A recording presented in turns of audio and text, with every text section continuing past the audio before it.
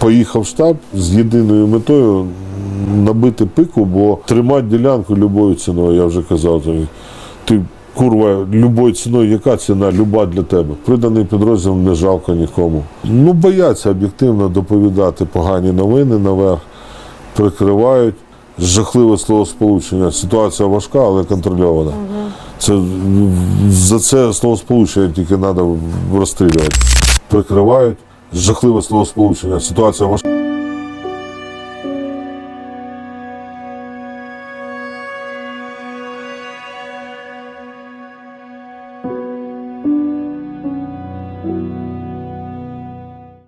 It is extremely difficult. These were the words of Ukrainian President Volodymyr Zelensky about the situation in the area of Pokrovsk in the Donetsk region of Ukraine. The president commented on the situation near Pokrovsk on the 28th of August in a video message on the result of the 917th day of the full-scale war. It is the most important front, he said. Pokrovsk and other directions in the Donetsk region are extremely difficult. Key Russian efforts and the greatest forces are concentrated there, and the stability of each of our units and our ability to destroy occupiers is very important now. I wish you good health, fellow Ukrainians. The most important, the front. There was a report from the commander-in-chief, the Pokrovsk and other directions in the Donetsk region. The situation is extremely difficult. The key Russian efforts and their largest forces are concentrated there, and the resilience of each of our units, our ability to destroy the occupier, are now very important. I want to thank every soldier, every commander who is holding their positions. Ukrainian media, Global Espresso, described the situation as a crisis on the Pokrovsk front. They reported that the Russians once again set a new record for the number of attacks in the Pokrovsk sector. Currently, the Ukrainian Defense Forces are struggling to find ways to stop what they described as a 120,000-man strong offensive. Forbes magazine described the coming Battle of Pokrovsk, a city with a pre-war population of 60,000, as being really an extension of the Battle of Avdiivka that ended in a Ukrainian retreat in February. Avdiivka is 24 miles east of Pokrovsk.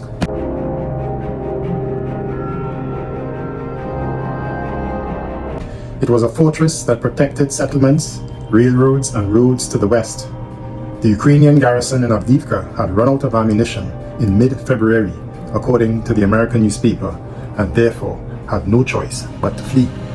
Now, as I set out in my previous video, which analyzed all the roads and supply routes from Pokrovsk to the main defensive line for the Ukrainian armed forces in Donetsk, Forbes reiterates that Pokrovsk is situated at a crucial crossroads of multiple railroad lines, according to Ukrainian analyst group called Insight.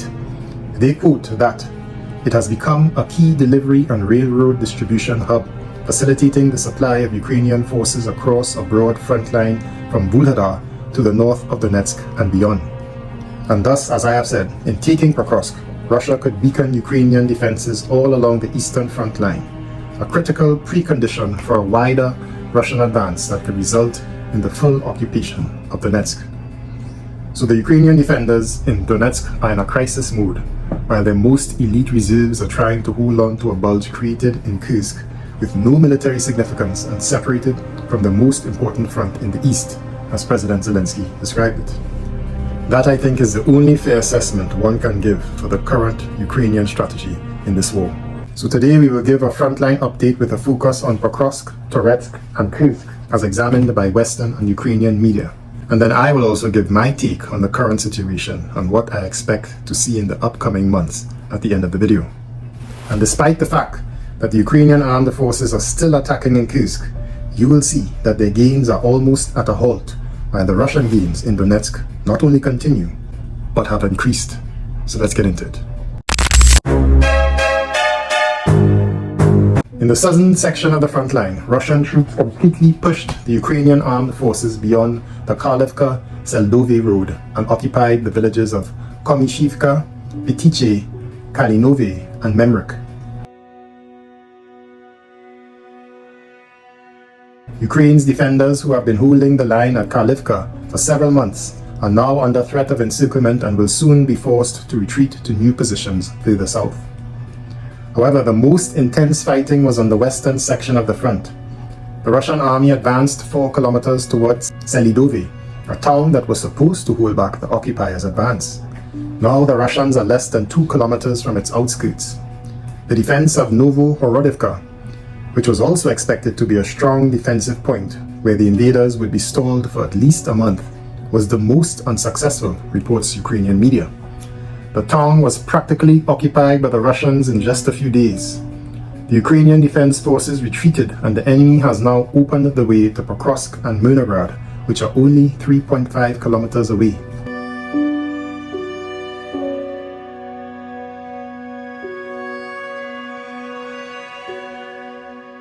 The defenders of Krodivka are holding out better. Russia has made virtually no progress in the city and therefore forced to look for bypass routes from the north through Novotoretsky and from the south through Krasny Yar. The front near Vozhedivizhenka remains unbroken. So the Russian advance to Pokrovsk, a city of undoubted crucial importance as a supply hub to the last defensive line in Donetsk, has only hastened since Ukraine's Kursk incursion.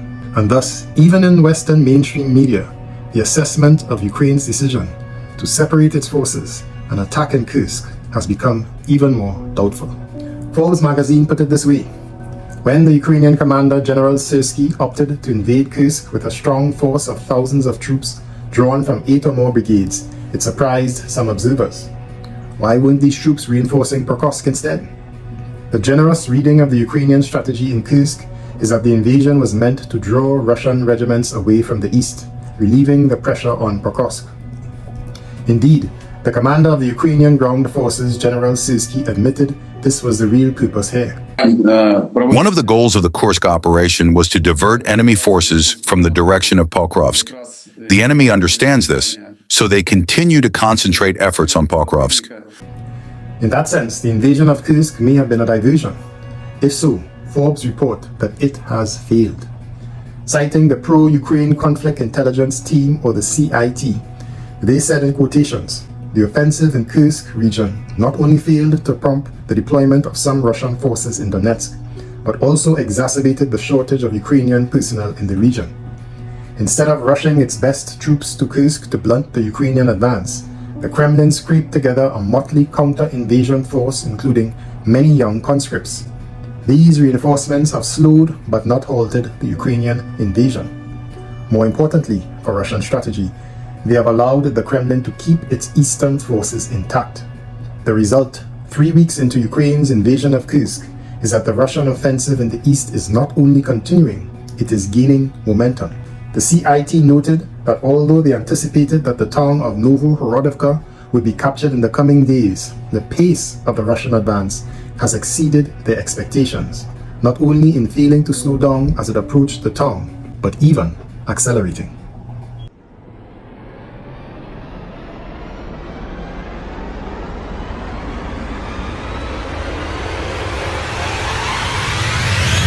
In Pokrovsk itself, the 6 or so Ukrainian brigades defending the logistical hub city are outnumbered 2 to 1.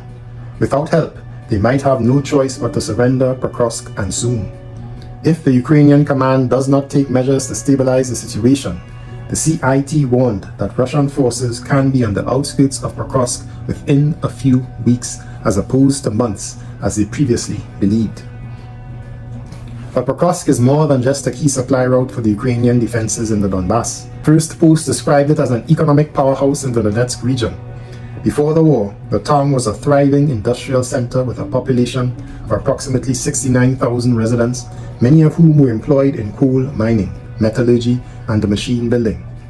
Pokrovsk is home to Ukraine's largest producer of coking coal, a critical resource for the country's metallurgy industry. The town's industrial output has been a vital contributor to Ukraine's economy, particularly in the heavily industrialized eastern regions. The capture of Pokrovsk would thus deliver a significant blow to Ukraine's industrial capabilities, further crippling an economy ravaged by war. But the bad news for Ukraine in the Donetsk region, which President Zelensky correctly described as the most important front, that bad news does not end with the Pokrovsk front. On the Donetsk front, the situation has also worsened. The Russians managed to advance more than 1 kilometer along the main street called Zerzinskohu, to seize the first spoil tip near the Pivniche mine.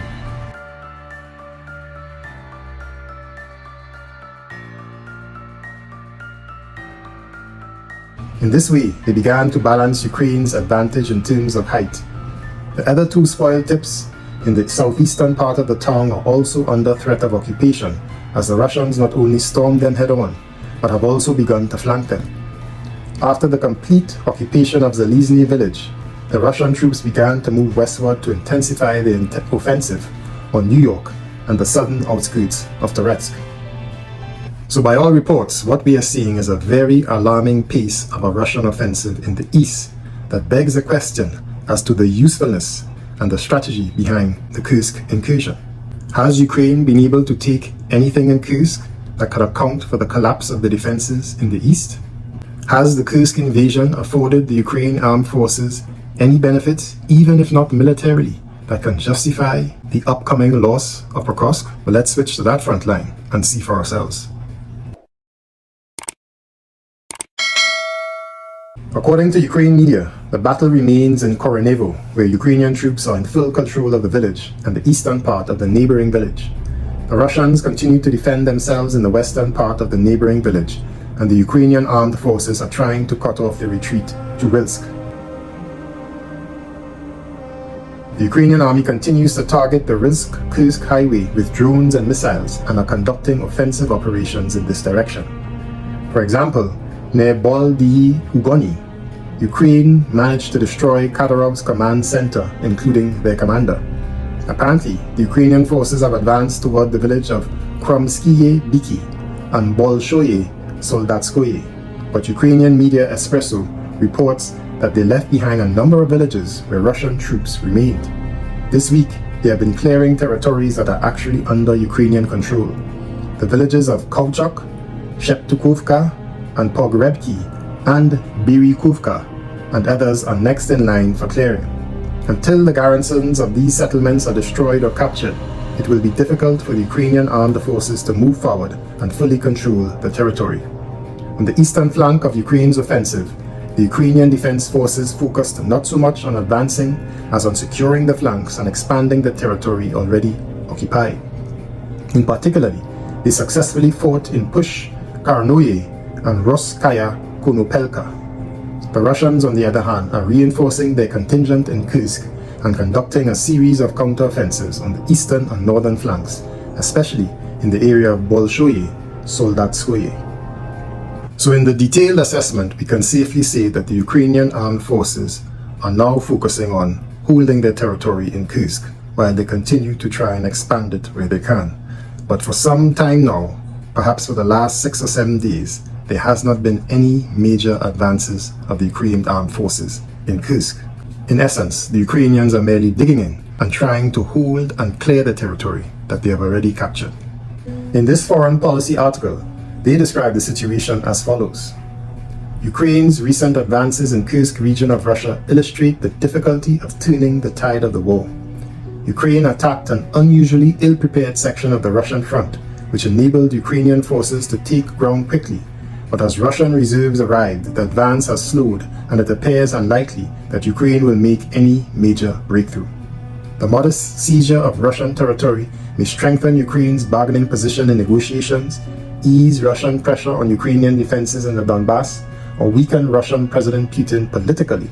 But, and I quote, it is unlikely to change the military picture in a significant way. Now personally, having observed the Russian tactics for over 2 years now, I do not think the Russians will be in any rush to push the Ukrainian elite reserves out of Kursk anytime soon. By splitting up their forces and sending their elite reserves to Kursk, the Ukrainian command has given the Russians a gift. That's how I see it. Remember the Kharkiv offensive Russia launched a few months ago to Vovchansk and Lipsy? Well, it served two primary aims. One was to create a buffer zone, and the other was to cause Ukraine to divert forces from the east to allow for easier Russian advances in Donetsk. Thus, the Russians' aim was to attempt to stretch the already thinly Ukrainian formations out even further across the front line. Ukraine, therefore, has essentially furthered this Russian effort by opening yet another front in the north, completely detached from their main defenses in the east. Hence, I think Russia's command has decided to send low-level conscripts and reserves, as reported by Forbes, with the aim of merely fixing the Ukrainian brigades there in Kursk while using their overwhelming firepower to slowly demilitarize them. That way, there is no chance of those Ukrainian forces changing their mind, retreating from Kursk, and reinforcing their comrades in the east when the assault on Pokrovsk intensifies. And given the recent Russian advances, that assault may likely coincide with the November 5th US elections date. And what a spectacle it would be if the key logistic hub of Pokrovsk were to fall during the US presidential elections of 2024.